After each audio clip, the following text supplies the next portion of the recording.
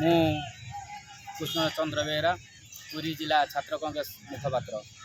ଆମେ ଆଜି ପହଞ୍ଚିଛୁ କୋଣାର୍କ ପୁରୀ ମେଣ୍ଡାବିରର କୋଣାର୍କ ନିକଟସ୍ଥ ରାମଚଣ୍ଡୀ ପିକନିକ୍ ସ୍ଥଳୀରେ। ଆପଣ ଦେଖନ୍ତୁ କେଉଁଭଳି ଅଳିଆ ଆବର୍ଜନାରେ ପଡ଼ି ରହିଛି ରାମଚଣ୍ଡୀର ପର୍ଯ୍ୟଟନ ସ୍ଥଳୀ।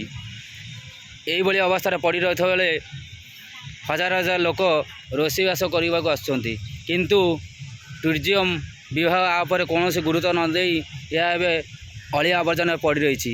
ଏଇଭଳି ଅବସ୍ଥା ଯଦି ପର୍ଯ୍ୟଟନ ରୋଷେଇବାସ କରିବେ ତାହେଲେ ପର୍ଯ୍ୟଟନ କେତେ ଦୂର ଆସିବେ ତାହା ଏବେ ସନ୍ଦେହର ସୃଷ୍ଟି ହେଲାଣି।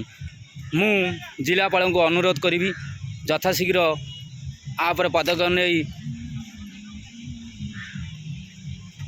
ଅଳିଆ ଆବର୍ଜନା ସଫା କରିବା ସହ କେମିତି ପର୍ଯ୍ୟଟନସ୍ଥଳୀ କ୍ଲିନ୍ ରହିବ ତା ଉପରେ ଗୁରୁତ୍ୱ ନେବା ପାଇଁ ମୁଁ ଅନୁରୋଧ କରୁଛି।